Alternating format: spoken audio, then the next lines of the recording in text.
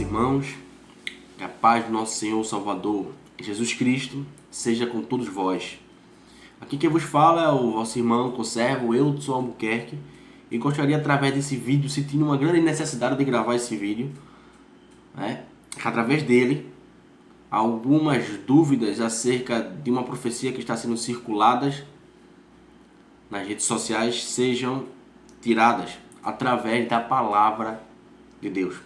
É uma profecia no qual relata que nos dias 8, 9 e 10, uma profecia que Deus revelou até o dia, a data certa, de que acontecerá uma grande escuridão, ou seja, um blackout, como é chamado, e os cristãos devem estar dentro de casa nesses dias, com as portas trancadas, e não devem abrir para ninguém, pois demônios estarão andando no meio da rua, estarão se passando por parentes, vozes de parentes, para que abramos as portas e assim eles adentrem em nossa residência. E a única solução para a proteção é óleo de azeite nas portas,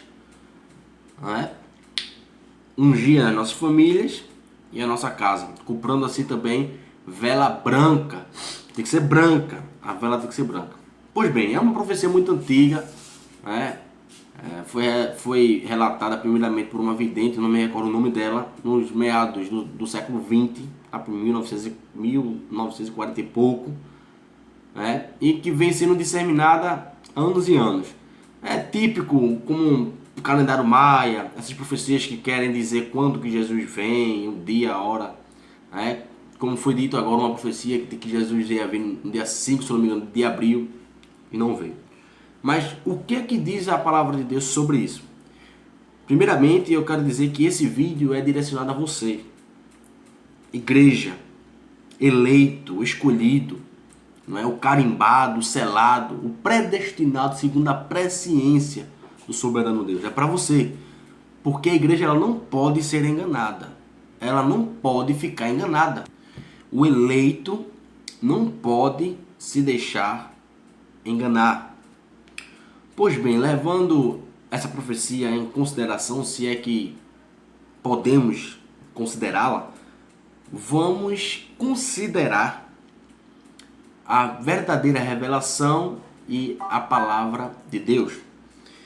Começarei relatando a instrução de Cristo escrita pelo apóstolo Mateus, no capítulo 24, em versículo 11, onde Jesus, instruindo a sua igreja, o povo, instruindo os seus discípulos, falou assim: E surgirão muitos falsos profetas e enganarão a muitos.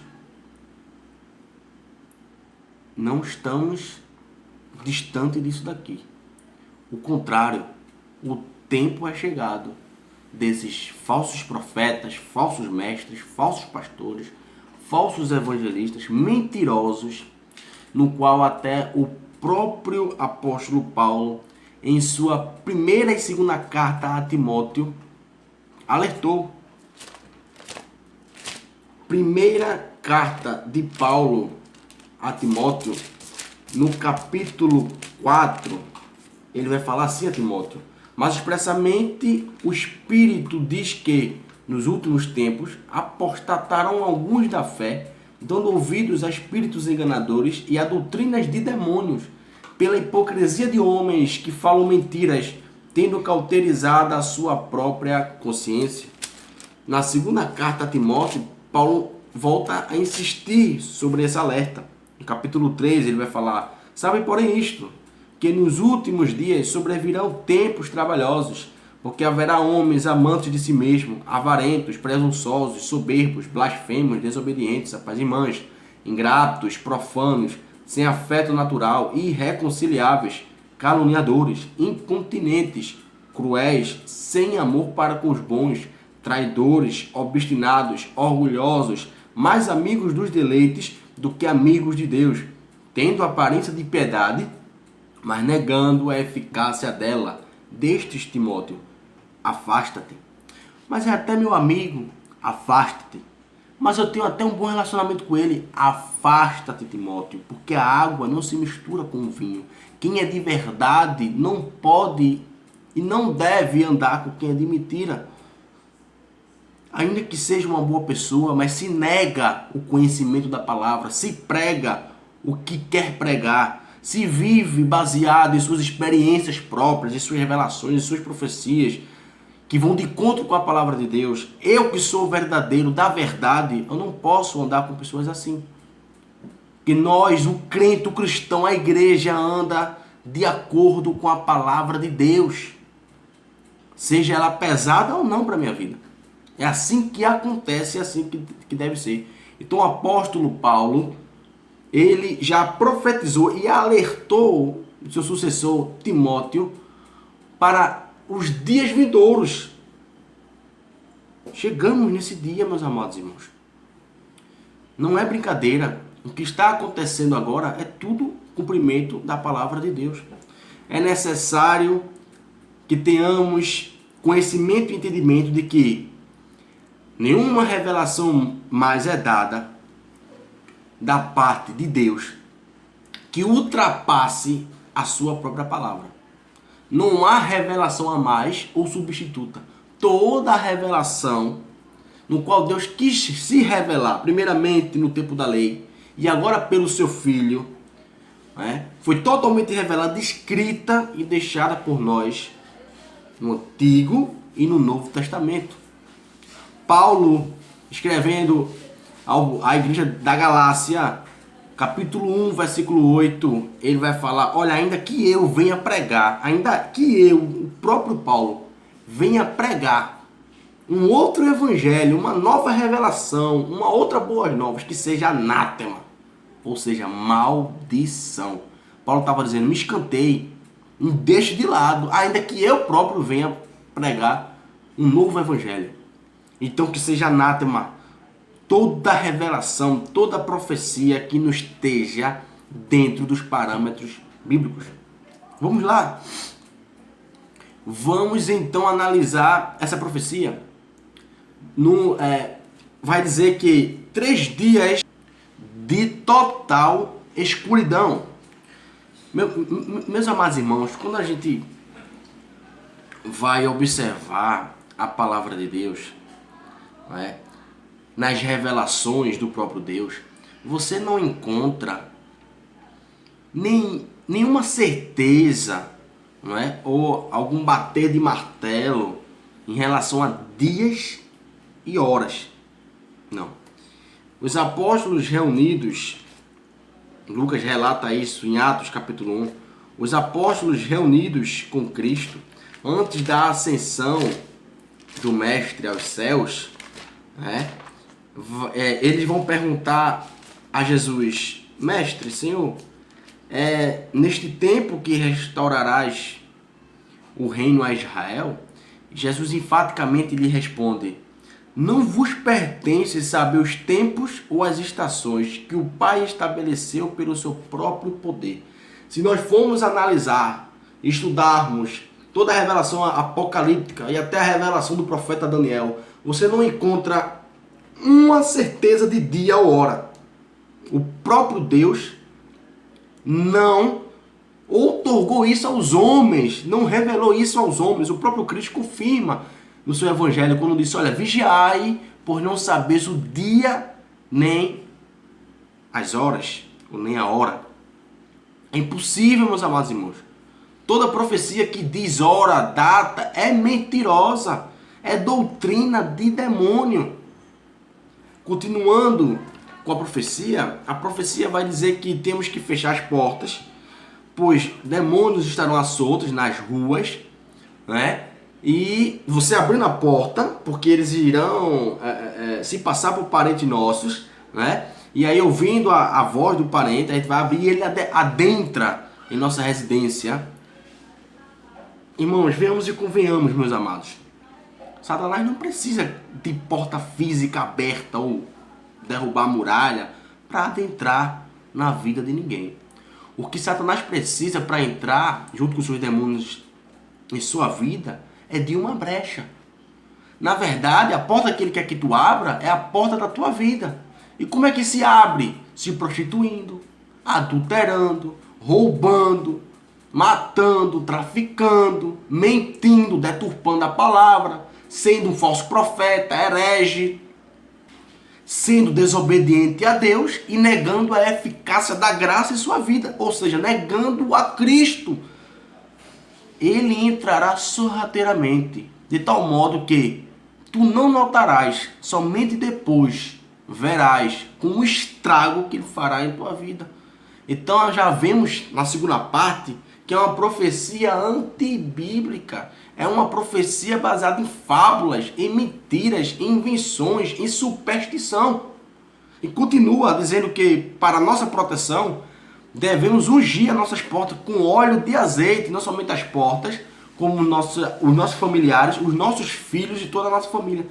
Meus amados irmãos, acordemos-nos, abramos os nossos olhos. Não há uma base bíblica que diz ou afirme que o óleo de azeite protege ou blinda alguém, não. O óleo de azeite ele é bíblico, usado muito no Antigo Testamento para ungir reis, sumos sacerdotes, profetas. No Novo Testamento, como diz lá em Tiago, para a cura. Tiago mesmo relata, há entre vós doente, chama o presbítero, ele irá ungir com óleo, irá orar, essa pessoa será curada, e se houver pecado, serão perdoados. Ou seja, o óleo de azeite ele é uma confirmação da vontade de Deus. Tudo isso apontando para o firme fundamento da fé. Da fé. É através da fé que é curado. Porém, pelo nome e pelo poder de Deus, pelo nome de Cristo. Quem protege o crente não é óleo de azeite. É Jesus Cristo. É o sangue do Cordeiro expiado no Calvário. Somente Cristo, somente Deus protege o seu povo. Não é mandiga nenhuma, não é superstição nenhuma. Agora note, ainda diz na profecia, que tem que se usar vela branca, talvez para proteção. Não sei por que a vela tem que ser branca, ou seja, cultura ubandista, candomblé dentro da igreja do Senhor para proteção. 1 João, capítulo 5, João vai relatar justamente isso. Quem que protege o crente? Como que o crente é protegido? Ele vai falar assim no versículo 18 do capítulo 5. Sabemos que todo aquele que é nascido de Deus não vive pecando, mas o que de Deus é gerado, ou seja, nascido, conserva-se a si mesmo e o maligno não toca. Para o maligno não tocar, o crente ele tem que ser nascido de novo, renascido de Deus, uma nova criatura. O eleito, o escolhido, não vive em pecado, não vive pecando, não premedita o pecado, não deseja, não tem prazer no pecado.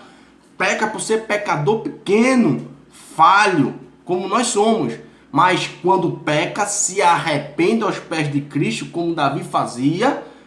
E assim, o Cristo, no qual o próprio João vai relatar em sua carta, que é o nosso advogado. Ora, filhinhos, digo que não pequeis, mas se pecardes, lembrai que há um advogado no céu, assentado no lado direito do Pai. Então, o crente nascido de Deus, aquele que não tem prazer no pecado, é protegido por Cristo e o maligno não toca. Então, você nota nessa profecia superstição, judaização, ritualização, cultura ubandista, candomblé, ou seja, totalmente fora do parâmetro bíblico, totalmente fora das profecias bíblicas, de tanto o qual Paulo, o próprio apóstolo Paulo, brigou, lutou, relutou. É só ler as cartas, a carta de Paulo aos Gálatas, sobre essa ritualização, a judaização dentro da igreja do Senhor. para não alongar tanto mais esse vídeo, meus amados irmãos, eu quero deixar um recado para você que encontra-se hoje desengrejado, descongregado, desanimado, triste. Eu compreendo você e não lhe julgo, porque é triste vermos o nível que a igreja do Senhor chegou. A igreja de Cristo encontra-se doente por conta desses falsos mestres, falsos pastores mentirosos, enganadores, né, que falam somente para se satisfazer, para sua própria conveniência. Não desanime, porque é necessário que isso aconteça, meu irmão. Na segunda carta de Paulo aos Tessalonicenses, aos Tessalônicos, no capítulo 3, versículo 2, no capítulo 2, versículo 3, ele vai explicar aos Tessalonicenses: ninguém de maneira alguma vos engane, porque não será assim sem antes que venha a apostasia e se manifeste o homem do pecado, o filho da perdição. A palavra apostasia vem do grego apostasia, né? E significa desligamento, significa separação, esfriamento. Será que não está acontecendo hoje em dia? Doutrinas demoníacas, doutrinas e preceitos de homens, onde inventam e criam para a sua própria conveniência, como Jesus mesmo e tanto relutou e combateu. Nem eles próprios conseguem, né, empurrar o fardo que eles colocam nas ovelhas com o dedo. Eles mesmos não cumprem os seus próprios preceitos, as suas próprias doutrinas. Né? Homens e mulheres que vivem segundo as suas próprias revelações, as suas próprias experiências pessoais, as suas próprias profecias, negando a eficácia da palavra de Deus. Meus amados irmãos, tudo isso tem que acontecer. Não desanime, retenha a fé, porque a promessa ainda está de pé. Ele voltará para buscar os seus eleitos e os seus escolhidos. Agora cabe à igreja não compartilhar esses tipos de postagens, esses tipos de profecias mentirosas, demoníacas. É necessário que a igreja acorde e não se deixe levar por esses ventos enganadores, esses ventos de doutrinas enganadoras. É necessário, muito necessário, que a igreja estude a palavra de Deus, mergulhe na sua verdadeira revelação. E eu quero deixar um recado para você que se diz muito crente, simpatizante, se diz cristão.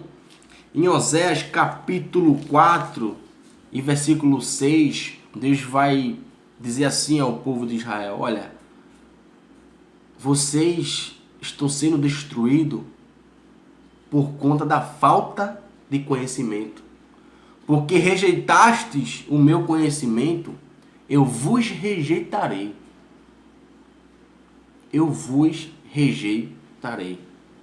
Então que Deus possa estar abençoando a sua vida, que esse vídeo, ficou um pouquinho longo, mas que esse vídeo ele possa ter aberto mais os seus olhos, possa ter feito você meditar na palavra de Deus, não no que eu falo, mas sim no que a palavra de Deus diz. E que o nosso Senhor Jesus ele possa estar continuando a te abençoar, que as suas mãos continuem estendidas em tua vida.